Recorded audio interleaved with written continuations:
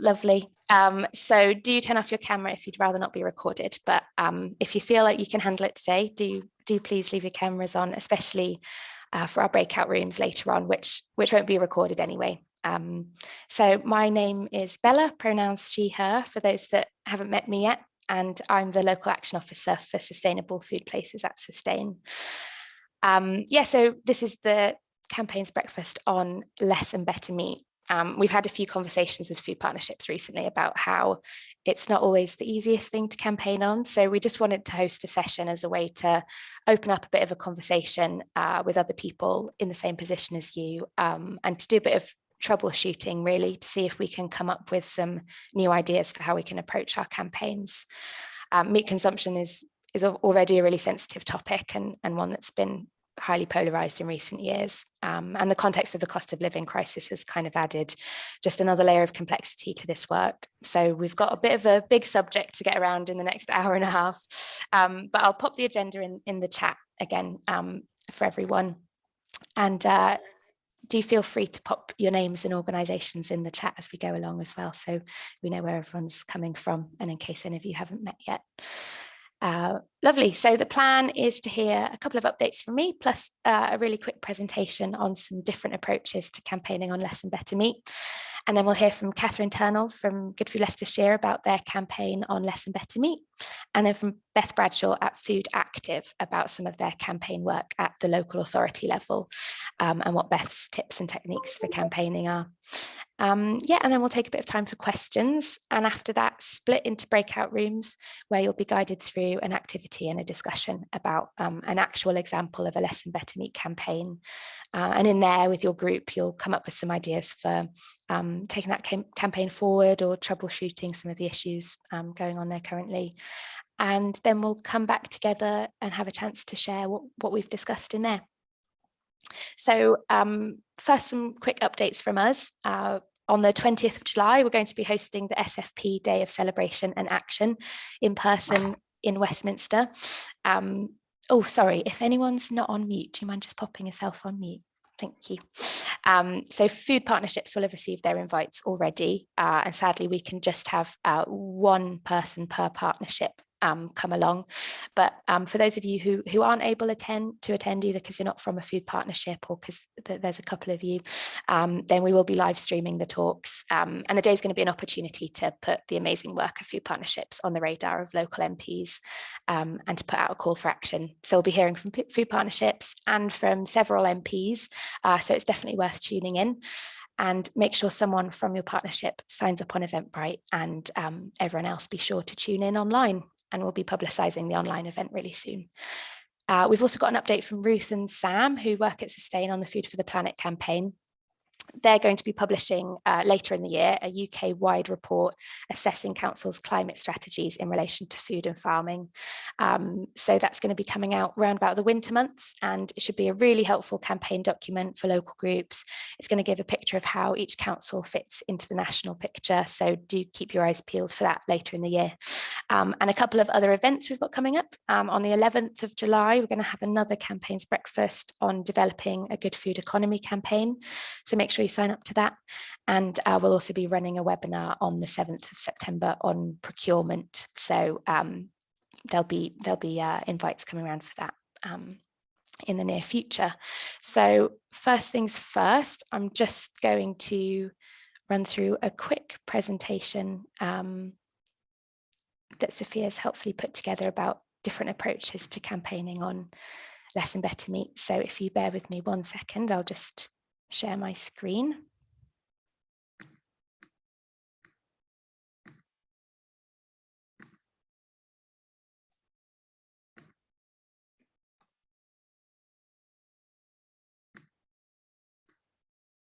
Fantastic. Can everyone see that all right? Lovely stuff. So we've provisionally got sort of roughly four ways that we've broken this down into for how you can think about approaching campaigning at a local authority level on less and better meat. So first up, we've got a site-by-site approach to changing menus, and that could include, for example, a number of meat-free days per week, possibly with a different name like climate friendly lunches, making the meat-free options cheaper or higher up the menu, or focusing on increasing the number of portions of veg and pulses per meal, and so on. And there's loads of examples of this across the country. PSC 100, for example, had a campaign running last year asking public sector caterers to reduce meat by 20%. And the benefits of this are that every public and private restaurant and caterer can change their menus, from council-owned caterers to individual schools, universities to workplace caterers. There's no need to change policy, and there's loads of support already out there from the likes of ProVeg and Kale Yeah. I'll put their links in the chat after this so you can see what resources they have. There are a couple of drawbacks. So this change isn't rooted in policy, which means it can be quite easily reversed. And it also relies heavily on having an interested party working in the catering team who's willing to carry this work forward. And the best examples of this are where there's really good engagement with all the stakeholders, and Leicestershire, who we'll be hearing from later, did a really brilliant job of that. When there's less engagement, there can be a bit of backlash, like the photo you can see here on the left. So the second type of approach that Sophia has helpfully identified is actually getting a policy in place, like Brighton, Bristol and Lambeth have managed to do. So policy changes create lasting change and can be difficult to overturn. And this approach can be applied by every local area. So places that don't control school meals like Lambeth can still influence events happening on council land. And because the process takes time and requires bringing lots of stakeholders on board, there's usually minimal backlash to the change once it's actually put in place. However, this obviously does require quite a lot of commitment and leadership from the council. And there's not necessarily a guarantee that the policy put in place will go far enough. So for example, in Brighton and Hove and Bristol, Food for Life Silver Award might not go far enough in terms of meat reduction. The third example we've got here is setting emission reduction targets for council controlled food, as has been done in Leeds. So on the face of it, it's not really about meat at all, which sort of helps if that's a bit of a controversial point, but in practice it does have an impact on the amount of meat that's being served and also how it's sourced. And this is a really innovative solution. It avoids backlash, but it does require sort of a robust measuring tool alongside it, otherwise it can be open to criticism. And then finally, the fourth approach that we've got outlined here is that the council can mandate plant-based meals, as has been done in Oxfordshire. And this can be done in a matter of months, from a motion in cabinet to getting agreed in full council. However, it's not a policy change, so it can be overturned, particularly if the political makeup of the council changes. And that means it's also dependent on having a sort of sympathetic political mix in the council in the first place. So in Oxfordshire, they've got a Labour, Lib Dem, Green coalition at the minute, which sort of helped push this forward. And there is a risk of backlash. For example, if anyone in the council might be using different messaging to what you've done for the campaign, and that can mean sort of a lot more work for you. So I'll end my screen share there. Fantastic. So those are broadly the 4 ways Less and Better Meat campaigning at the local authority level can be approached. They've got lots of pros and cons, and there are brilliant partnerships working hard already to make these different things happen, and they're definitely worth reaching out to have a chat with if you want to find out more. But anyway, that's plenty from me. We will have a Q&A session after the other speakers, so if you've got any questions on that, do pop them in the chat and we'll come back to them. But now I'm really pleased to invite Catherine Turnell to the screen to give us a deeper dive into one of these approaches.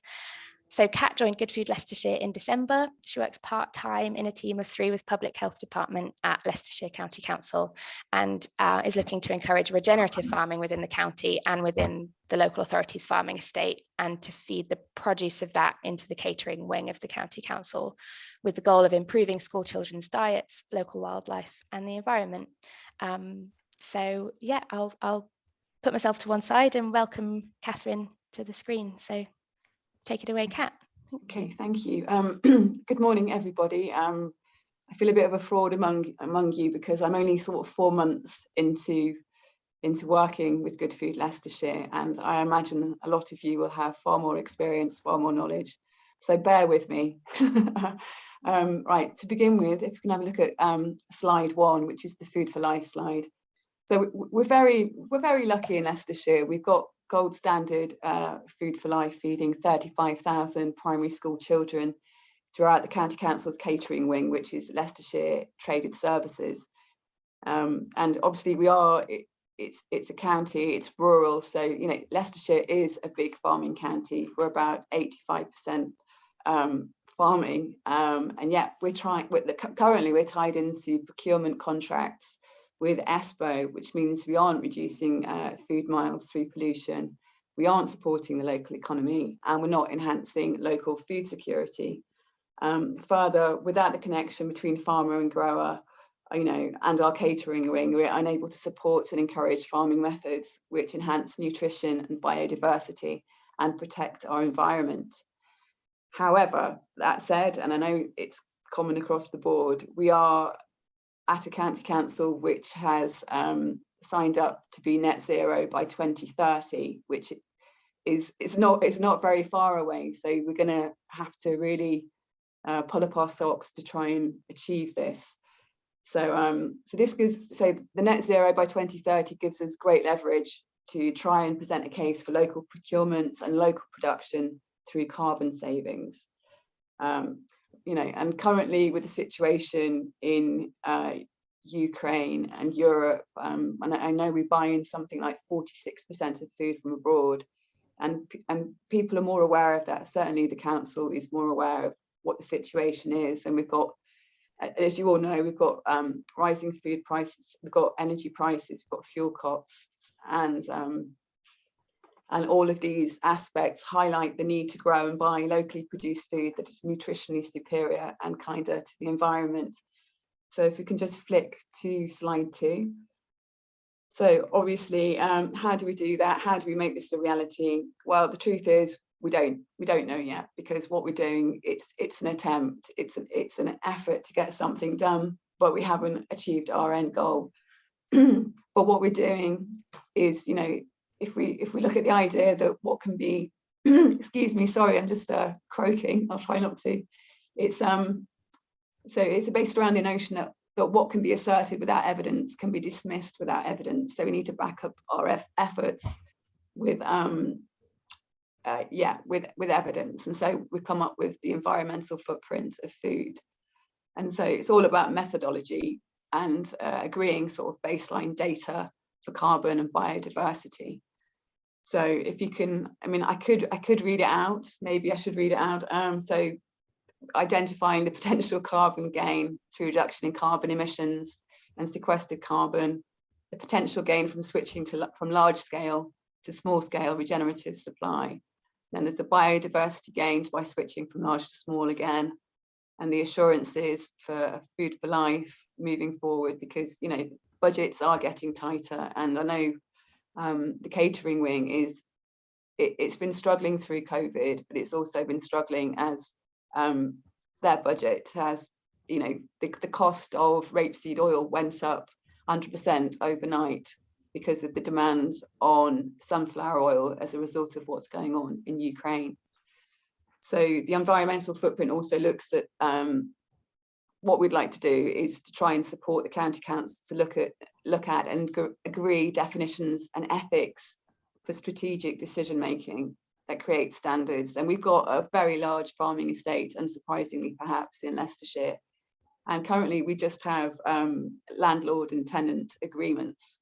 So we're working within with the people who are responsible for our farming estate to try and establish baseline standards. But it's obviously it's very sort of gently catch a monkey. We've got to be very, it's making these approaches, but also saying if we can get the farming estate procured possibly into the catering, that's another way of doing it. It's got to be financially attractive to our farmers. So so the environmental footprint of food, we've enlisted a company called Thomson Consulting, and what that means is they sort of work out the practical carbon management for land and business, and we're using 3 county farms as a template for this. So I think I'm just looking at my notes, and I'm going to be repeating myself, so I don't really want to do that. So we've got 3,000 hectares of farm estates in Leicestershire, and that's pretty much 200 farms. So looking at the ethics, these would likely involve best environmental practice and opportunity for farmers to become involved with procurement. So if we can go to slide 3, which is the draft proposals slide. Okay, so the carbon environmental footprint of food consultancy through directly purchasing products from 3 farms will work to identify price points, products and quantities, and look at accreditation so we can identify how local relationships can work with the needs of large-scale food production. And I think, yeah, this is all, we've got something that we've really got to work out. So wild farmed, I don't know if people have heard of wild farms. It's something that Andy Cato from Groove Armada came up with about 10 years ago when he was farming in France. So it's each time you have a harvest, you're putting more and more nutrients into the earth. And so what he's trying to do, what we're trying to get set up at the moment is a 1,000 acre cluster of Leicestershire farmland for growing grain for potentially that business. But it's something that we're trying to get the NFU on board, but there's quite a lot of, well, I was speaking to, I was at the Allerton project, which is a sort of regenerative farming project with the NFU on Wednesday last week. And I think you don't really, it's difficult convincing people who do farming for a living of other sort of more radical ideas of farming. So they're sustainable farmers, but I think you'll find there's so much variance in what people class as sustainable farming. So yeah, we're trying to establish a wild farm cluster of 1,000 acres within Leicestershire, when we're trying to grow some interest in that at the moment. So if we can move on to, if everyone's read that, there's sort of the proposals there, if we can move on to slide 4. So Grazers is going to be one of our 3 farms that we're going to feed into as an example. And so they've got sort of impeccable credentials, really. They're well thought of in the county, and they're an established, and this is what really helps us. They're established farmers that people, a lot of farmers would go, right then, okay, they've been doing it 4 generations. It's good. It's a good product. It's not intensive, and it'll help them out. That's part of the deal we've arranged here, is that a lot of what they sell is, they do the fancier cuts of meat, but they've got lots of cuts that they know could be better fed into our system. So they're keen to, and they're keen to feed their county school children as well. So that we're working on it. So it's so they specialise in slow reared grass-fed meat. And as I said, they've got a good reputation. And yeah, what we're looking for really, I think, is meat that does very well as mince.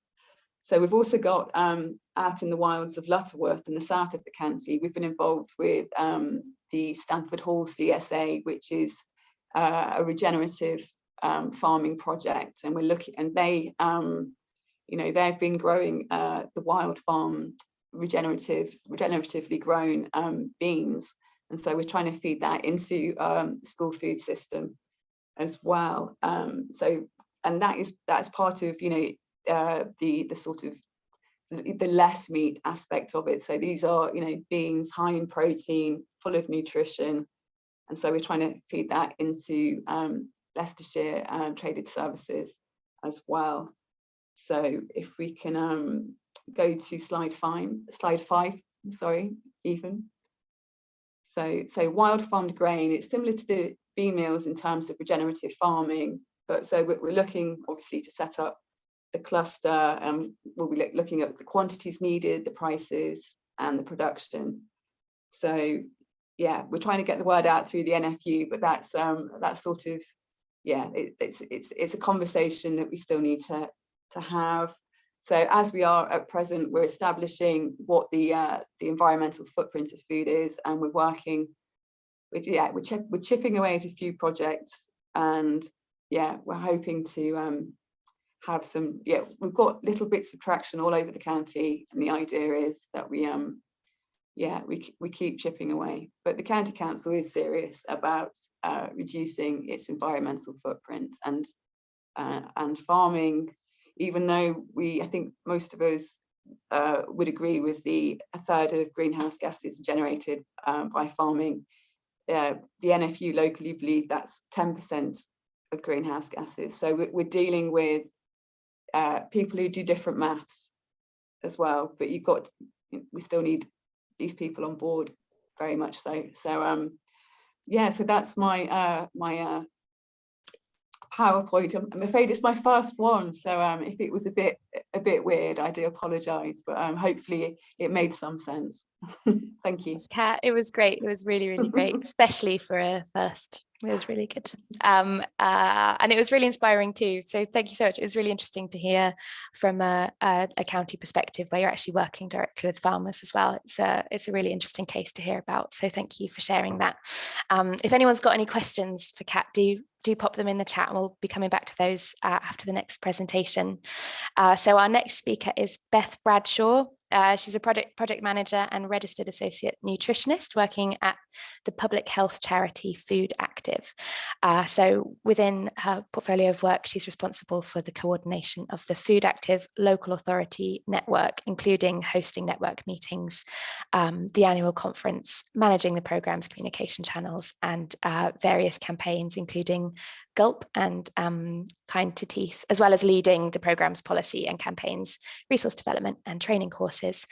So Beth is going to share with us some of her key tips and techniques for campaigning at the local authority level. So Beth, it's over to you. Thanks, Bella. Thanks for the introduction as well, and nice to be here this morning. Nice way to start a Monday back after a nice long weekend. So just for a bit of background, some of you may well be aware of Food Active and have heard of us before. Some of you maybe less so. So essentially, we kind of describe ourselves as a healthy weight programme of work, and we're commissioned by local authority public health teams, NHS organisations, OHID teams at kind of regional and national level. And our kind of core objective really is around looking at those wider drivers of obesity and healthy weight, and we really try to look at those social, environmental, economic and legislative factors that are associated with healthy weight. And I've been asked to come to this session today just to kind of give you some of my kind of experience reflections on working closely with local authorities. We haven't done anything specifically on less and better meat as such, but our kind of core work is really working with local authorities. So hopefully some of the reflections and learning that we've had for over the last certainly from my perspective over the last 5 years will be of interest and use for and applicable to different campaigns for different aims and targets. So just to kind of give you a bit of an overview of our experience campaigning with councils, just for context, we are kind of collectively commissioned by about 18 local authorities in the Northwest itself. So our kind of heartlands are in the Northwest, but we have in recent years started to work outside different regions, predominantly in the north of England, but in some local authorities in the Southwest as well. But through our kind of network of local authorities in the Northwest, we have a kind of core work programme, and that's been running for about probably about 7 to 8 years now, and that work programme is decided in consultation with them. But some of the key things that have come out of that over the years is some areas around campaigns, policy tools for councils to use to support the healthy weight agenda. And obviously that looks very different across different local authorities with different needs and different populations. But I've just listed some of our key areas that we kind of work with councils on. So our first is the Local Authority Declaration on Healthy Weight. That's probably our flagship piece of work. It's a declaration that's been adopted by about 28 councils across England. And it's essentially a strategic commitment for the council to address those wider determinants of health, and the council kind of exercising their responsibility for taking a kind of whole systems approach to tackling obesity. We've also got a couple of campaigns that look at kind of sugary drinks and with a kind of focus on oral health and healthy weight. So those are in the form of our Give Up Loving Pop campaigns, which is something that we deliver in schools and also the community. But our Kind to Teeth campaign is specifically focused on the early years. So it's kind of got that early years sort of setting to it, as opposed to Gulp, which is more school-based. And then we've also got the Healthier Place, Healthier Future Childhood Obesity Trailblazer programme. So that's one of the 5 LGA and Department of Health and Social Care childhood obesity trailblazers that have been funded for 3 years. There's 5 across the country. And we're working with the Pennine Lancashire Consortium. We've been the delivery partner for that, and some fantastic work that's been happening over the last 3 years. So they're coming to the end of the funding in the end of June, but obviously we're kind of thinking about the legacy of the programme. But that's really has been working with a consortium of local authorities across Pennine Lancashire. And we also do quite a lot of work around lobbying for national policy change. Now, this is something I've been doing quite a bit on recently with some of the U-turns on policies around, from the National Obesity Strategy. And I've been trying to mobilise councils to kind of utilise their voice and get them involved in that discussion that happens nationally, but to kind of show how important these national measures are at that local level, which we know that's been, a really powerful voice in some conversations in number 10. So those are kind of a bit of an overview of what projects and campaigns we work with councils on. I haven't gone into a huge amount of detail just for the interests of time, but there's all sorts of information on our website, which we'll post a little link to at the end of this presentation to find out more. But the kind of key thing I really wanted to talk to you today was more about kind of, like I said before, my reflections, our learning experience, what's worked well for us in terms of engaging with councils, elected members, system leaders through these different various campaigns that we've worked on over the last 5 to 10 years. So firstly, something I just initially came off the bat when I was asked to do this presentation was trying to make things, as I know it sounds quite simple, but making things as simple as possible is really important. So what we tend to do with our kind of Gulp and Kind to Teeth campaigns is produce a campaigns toolkit that's got all the resources, all the information as ready to go for not just the public health teams that we work closely with, but other departments that they have within the council. So I'm specifically thinking about some of the comms teams to just pick up and run with it. It's really been a useful way to kind of just get that initial quick engagement with other departments in the council if they've got everything they need to disseminate whatever message it is. So it might be something around less and better meat, but in our case this has been particularly helpful for things like Gulp and Kind to Teeth, where we've developed a campaigns toolkit. It's got social media assets, tweets, suggested posts, template press releases, basically everything they need to get up a comms campaign up and running, and that kind of helps to foster that relationship between public health and comms a little bit as well, when we know that they're providing them with everything they need essentially to run that campaign. Another thing that's worked quite well for us in the past is kind of briefings for elected members and other departments as well. So it's really trying to emphasize why a certain issue is relevant to them and what role they can play as well. So this has been particularly useful for our work for the Local Authority Declaration on Healthy Weight. I've just captured that as HWD there in the brackets, but that we've really used that quite well from because it's a council commitment. It needs to be adopted by full council, and we need to get buy-in from all departments, elected members as well, and what we've tried to do is to develop loads of different departmental briefings. So it's kind of follows a similar template, bit of scene setting of what the issue is. In this case, it's around promoting healthy weight, some local stats. Obviously, local stats are really, really important, and they really do help to, make the issue quite real.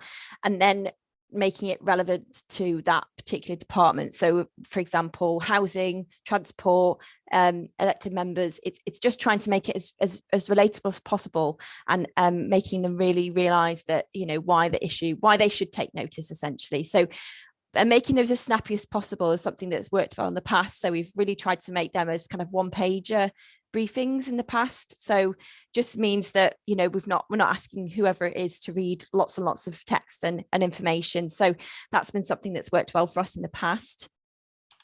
Sorry, Beth, just to let you know, that's sort of 1 minute left, if that's all right. Okay, sorry, I'll quickly. No, it's great. And yeah, so public health should only be facilitator, and this obviously just depends on what it is that you're campaigning on, but support is needed at cross-council level to affect change. That's particularly relevant for our work on the declaration, but it's really important that some of these issues shouldn't just be focused on public health. It should be something that support from all different departments, and public health should really only be that facilitator with our areas of work. Alliances and steering groups, obviously I know there'll be plenty of alliances, people who have set up these types of groups within their partnerships, but this is something that has worked really, really well. It's helped to progress the work, engage with partners as well, so inviting different range of stakeholders along to these meetings, but also reporting back as well. Harnessing the power of system leaders, that's been something that's really been evident through our Healthier Place, Healthier Future Trailblazer programme, the one we're supporting, and just really utilising elected members and the voice that they have to support some of the agendas that we're trying to support. Cross-cutting agendas. So this is probably, quite relevant to the topic of the session today. So we've really tried to bring in the environmental messages around sugary drinks into our GULP campaign in the last couple of years. So not just making it important for public health in terms of sugar reduction, but also making it important in terms of reduction of single-use plastics as well. And that has gone really down really well with particularly secondary school aged children. And it's really kind of hit that message home a little bit more for those children. And finally, learning from others. So don't need to talk about that really, because this is exactly why this session is being held today. And it's great to see it happening through the Sustainable Food Places Network, because just find it from our experience, we really try to connect up local authorities from the northeast down to the southwest, because they may have a similar demographic, they may have similar setup in the council, and it's just trying to make sure that there's no replicating different bits of work. It's trying to learn from each other as much as possible, and that's why things like Sustainable Food Places are fantastic. So I think that's it. Oh, sorry, yeah, and consultation takes time, but it's critical. Really important for lots of different pieces of work, and I think that was quite evident with some of the some of the farmers with rejecting some of the all parents rejecting some of the menu changes and things like that when it comes to offering more vegan or vegetarian options. So that's something that's really, really important for us as well, and it's really worked well when the consultation's been done in detail. So I really hugely apologize for rushing through that. I'm very happy to take any questions, and I hope that was useful as well. Thanks, Beth. That was incredibly useful. Thank you so much. It was great to hear all those different ideas broken down so clearly, and some really interesting points about how you're getting the voice of councils heard at the national policy level. I think a lot of those practical suggestions are going to come in really handy. So thank you very much. So I'm just going to move us on now to a bit of a Q&A session. There's been some great questions coming through for the chat.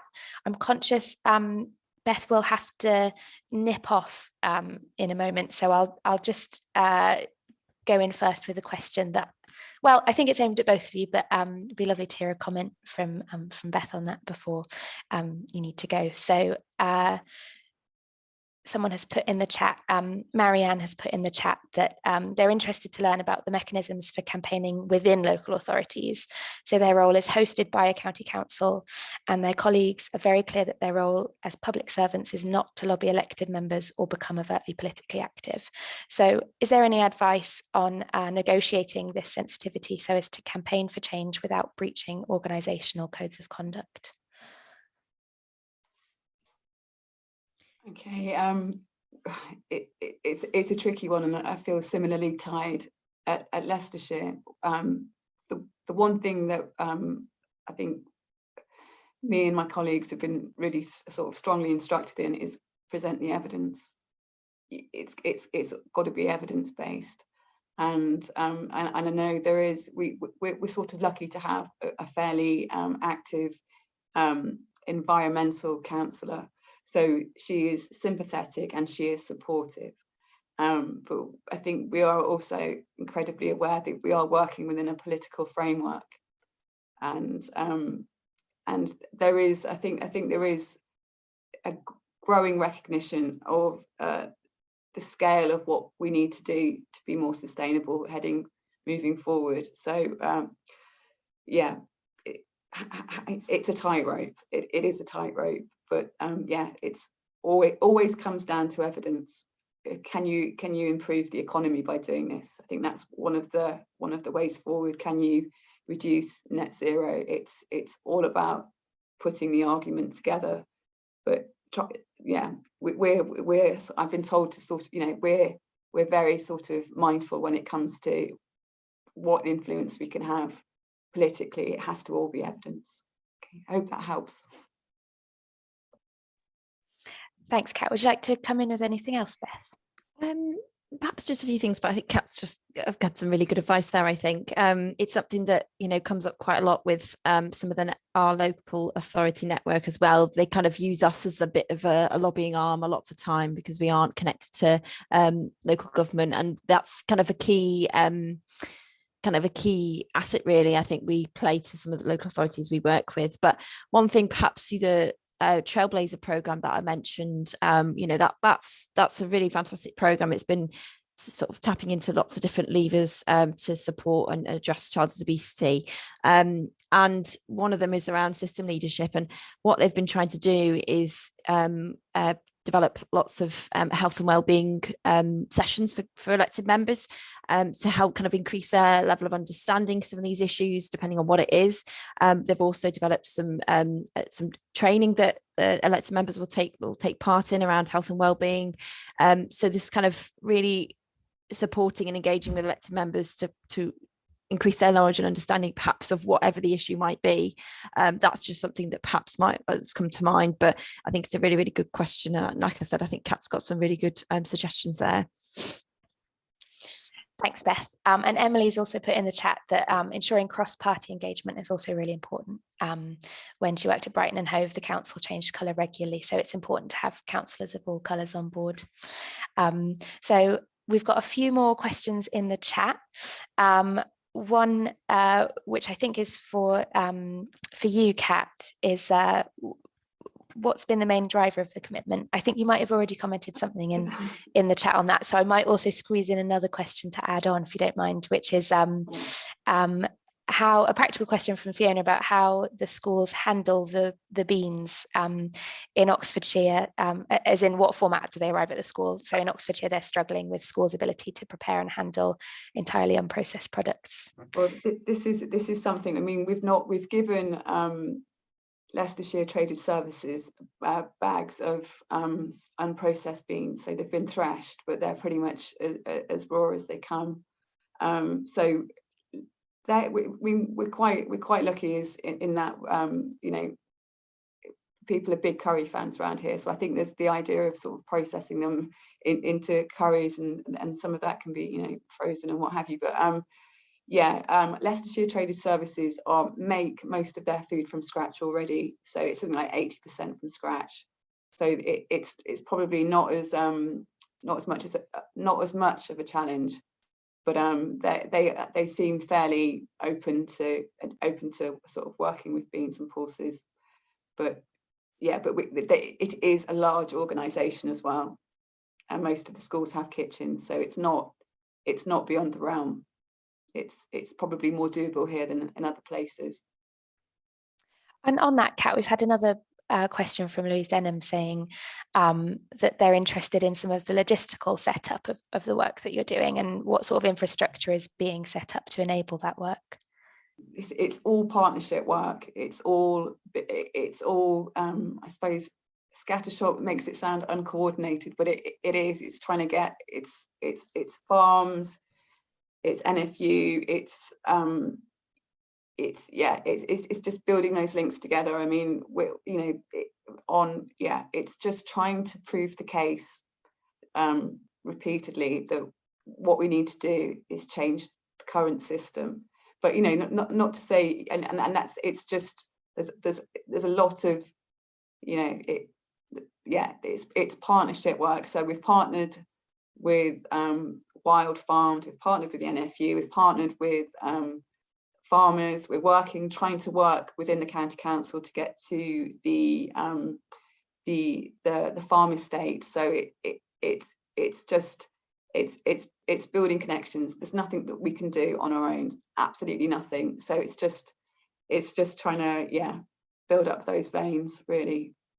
So and this is what we're trying. We've not proved that it works yet, so we're still chipping away. So but yeah, and one of those things obviously is removing the influence or lessening the influence of ESPO, and trying to communicate to our catering wing the benefits of going local when everything is provided for them now. It's easier, and they've got their budgets are tighter than ever before. I think everyone here will be aware that local authority funding is the lowest it's been for, I don't know, 15 years, something outrageous.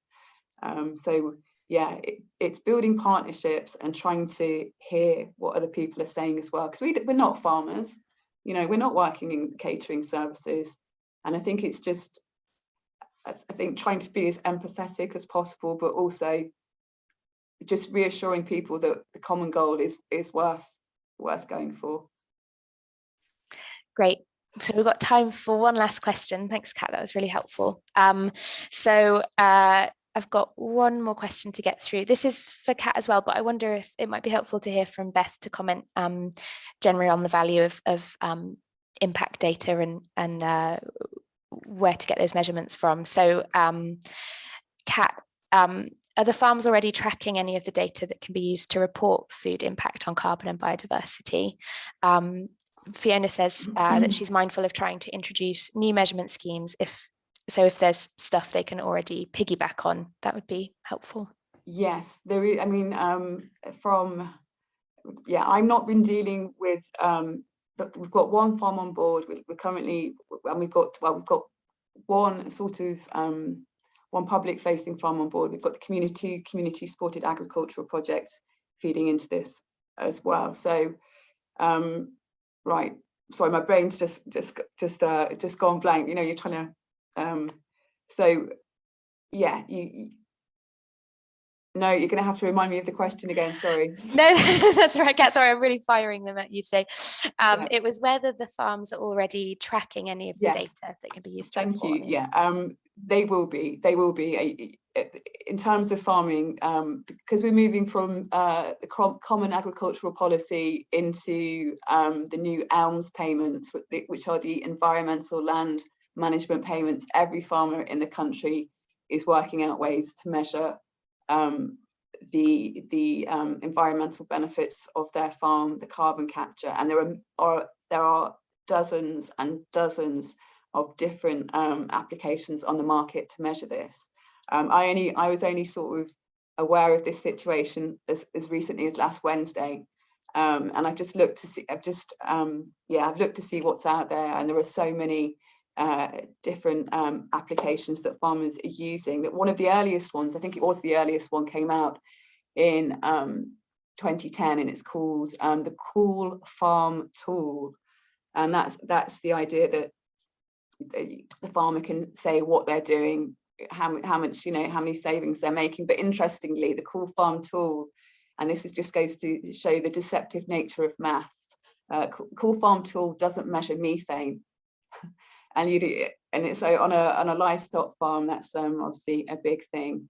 But yeah, I was at a meeting on Wednesday, and there's another tool that's coming out at the end of the year that the Allerton Project are involved in. The Allerton Project are one of our farmers who sort of spread the message of sustainable farming, and they're in the they're at the county border with Rutland, and they're just introducing a new thing called Agricapture 2020, and they're working the tail end of some EU funding, which is it's almost, it's the project is guaranteed while the funding's there.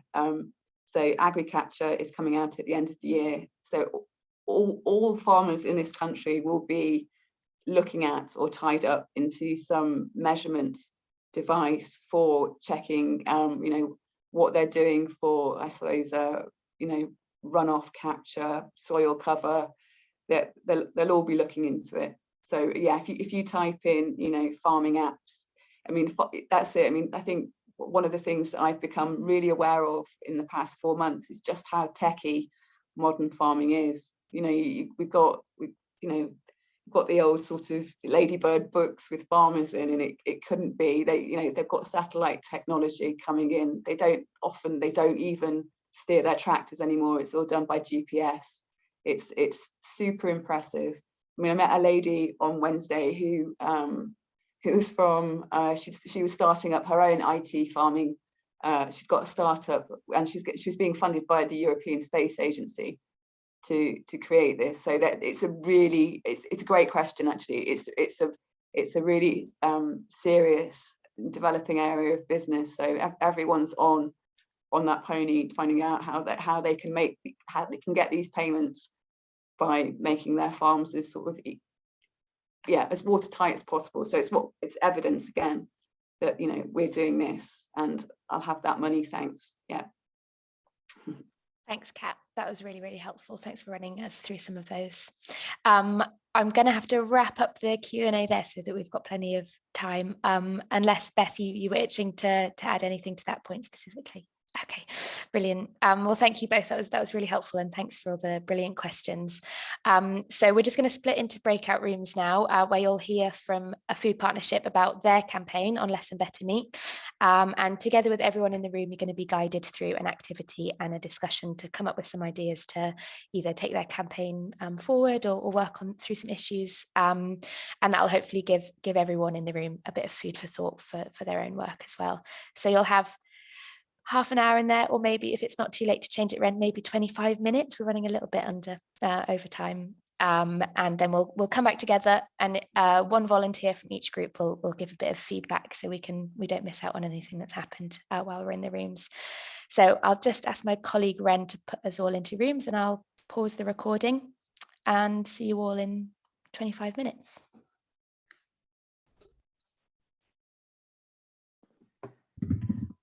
Welcome back, everyone. I know that was a lot to squeeze into 25 minutes, so I hope you had some interesting case studies and got to have a bit of get a bit of a conversation started. I know that this is a really big topic to sort of get our teeth into. So if nothing else, I hope you've made some connections there to carry on these conversations afterwards. But yeah, I popped into some of the rooms. It sounded like there were some really interesting points coming out. So yeah, just want to spend sort of the last 10 or 15 minutes of this this meeting bringing all those thoughts back to the wider group so we can see what conversations have been happening. So hopefully every room has a volunteer that's keen to feed back, sort of a 2 or 3 minute summary of some of the key points that came up in your conversation. So Ren, was there anyone in your group that would like to feedback? Kat kindly said she would. Brilliant.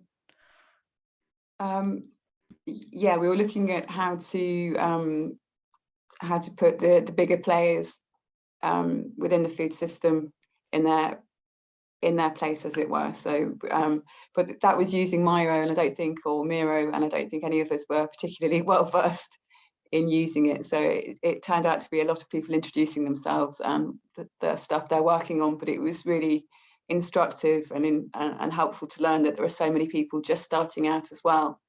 And having lots of different conversations, as bringing the sort of the better meat to refugee groups. That was something that we're not particularly, as far as we're aware, working on. Yeah, it was hugely varied, and I think Kevin was making the point that trying to communicate with people who trying to change things in farming when. I mean, I think farmers, man to boy, woman to child, they're all different in their practices, and a lot do incorporate environmental practices as a matter of rote, it's something that's often the environmental practice within farming is also financially beneficial. And Ren, I don't know if there's anything that you'd add to that. You probably would. I spent a lot of time trying to work out how to use Miro. So that was great. That was really, nice kind of summary. I guess the kind of a few things we did sort of talk about is this, which is I think coming up again and again, is this issue of talking about better meat, because of what is better meat, and actually is it better to frame it in the sense of not using antibiotics or improving biodiversity, kind of using other points of interest, and yes, the issue of sort of influencing generations of farmers, and that same kind of framing, like what these sort of smaller scale regenerative farmers, how do you link them up to larger producers, and how, will they need to scale up? Like what there are lots of questions there. And we had lots of interesting conversations about different people we need to engage with. There's also lots talking about the kind of carbon literacy, the need to kind of upskill people. And Stephen is an environmental artist. That was very interesting. Like, how can we use other kind of sectors to start the conversation? I'll leave it there. But thanks, Kat. That was great. Brilliant, thank you. And then I think group 2 was Sam and Sam's group. Yes, Sam and Sam, the duo. And Sam Evans has kindly offered to feed in from our session. So take it away, Sam. Yeah, sorry, I think I spent most of the time as that session talking about our project in Rhondda and Taff on reducing sort of the meat content and reformulating menus in the last day centre for older adults in RCT. But when we did move on to the Miro board, I think lots of our conversations and sticky notes focused on sort of it's the language used in the conversation, and how you do that, and how you engage with the different groups. And I think it's using the language is quite important, and tying the less and better meat into the wider improving nutrition sort of conversation, and working with sort of the health boards and joining those sort of different campaigns into the less and better meat. And sometimes saying less meat to certain groups shuts the conversation off before it's even started. So it's about how you open that conversation in different ways. I think that's, to summarize really, what our group discussed, and how for farmers in certain industries now isn't the time where they're focusing on sort of they're focusing on survival really, and this less and better meat is sometimes it's different things for different people really now, but it's finding that correct sort of way to term it to a different sort of sector really and group.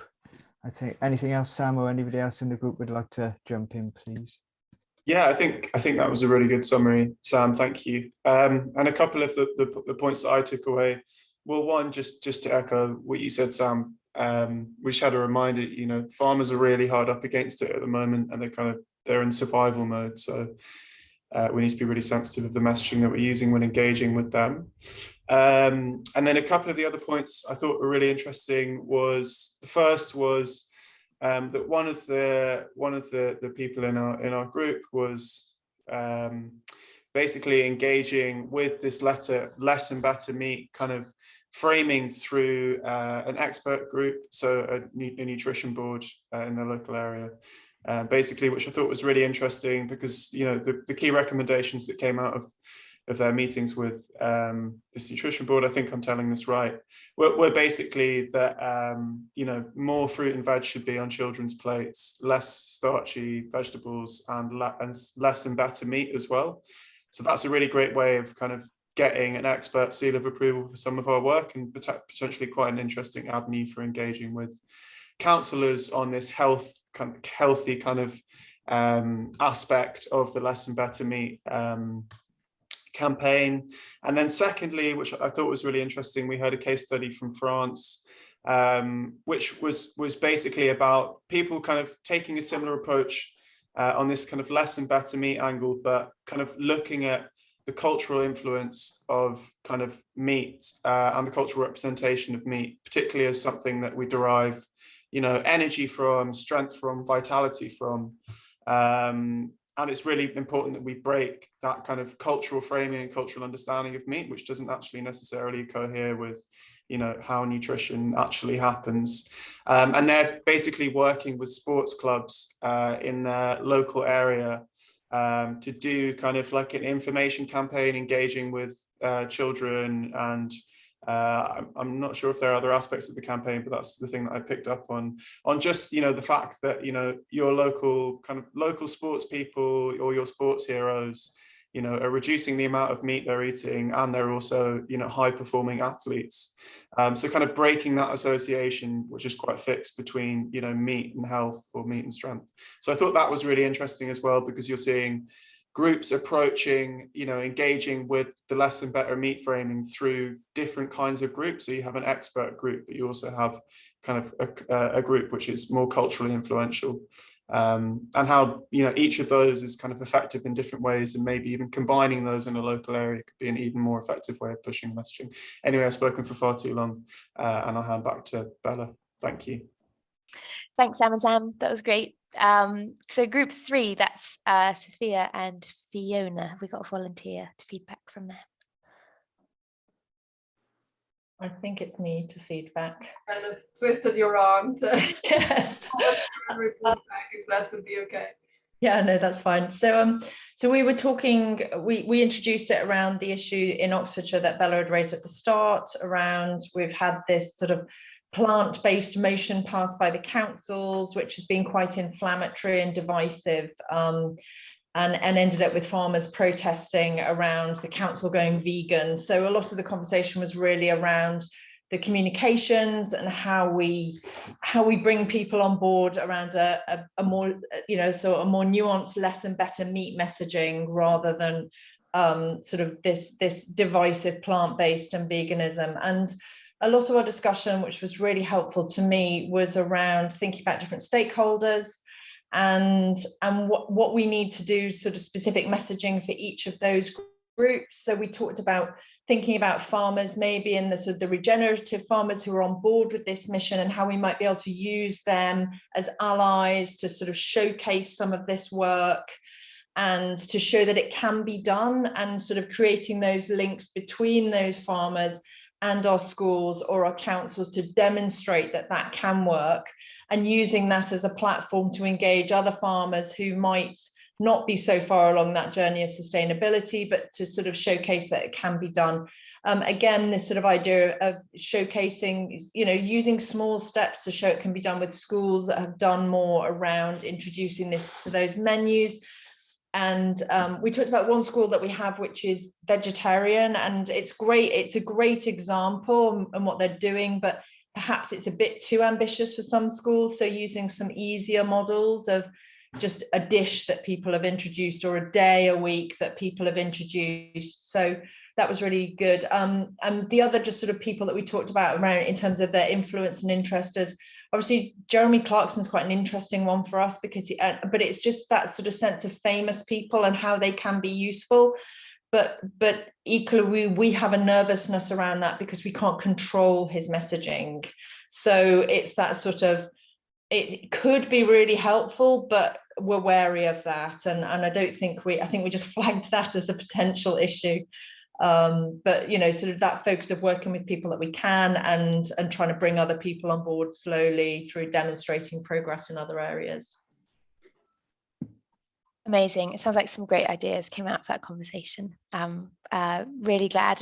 And finally, should we hear from group 4? That was Emily and Laura's group. Have you got someone that would like to? I was a bit rubbish. I was looking for the Miro board link and forgot to ask for a volunteer at the beginning. So then I said I'd feedback, but others to chip in. So apologies for that. I think our discussion echoed some of the other groups, particularly the last one. We heard from Lincolnshire, from Laura, about how how important the kind of framing of this discussion is, so as not to put people off. And that came up later in the discussion as well. People don't like being preached to, so ways to put the message without telling people what to do. And Laura shared how they're working with local traders around a local food markets approach. So they're very much focused on the better end. You can't do less and better without also better, and that's an end that is quite a good in, especially in a rural area.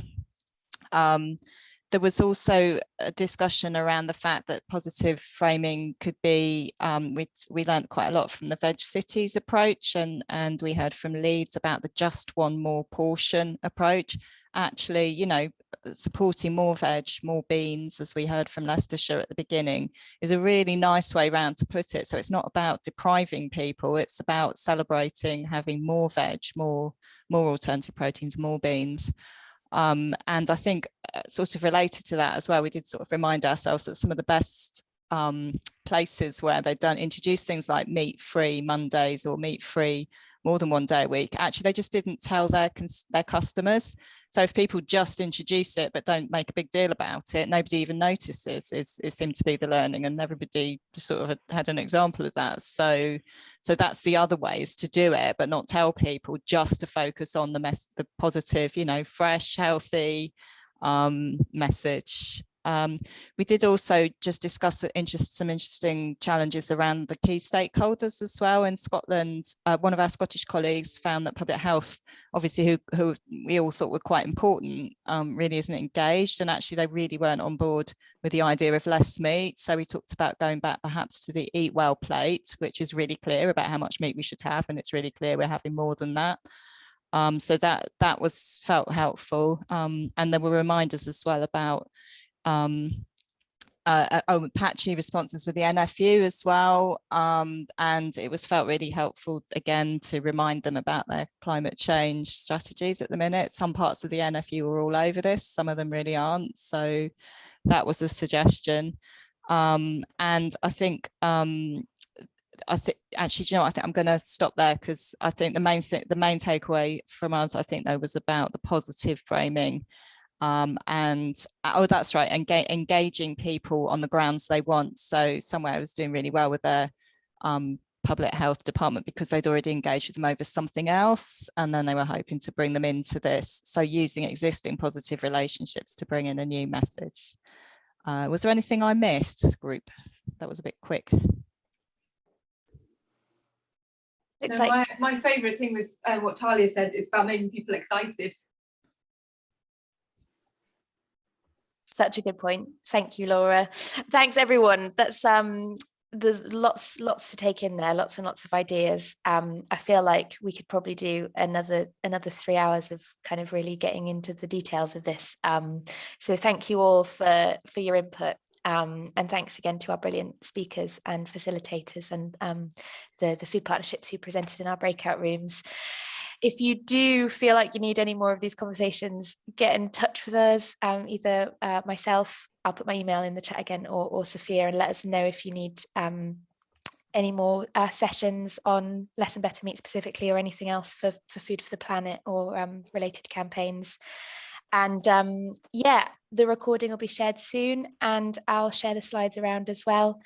And thank you all again for coming. It's been a really great session. So thanks very much. Enjoy the rest of your week.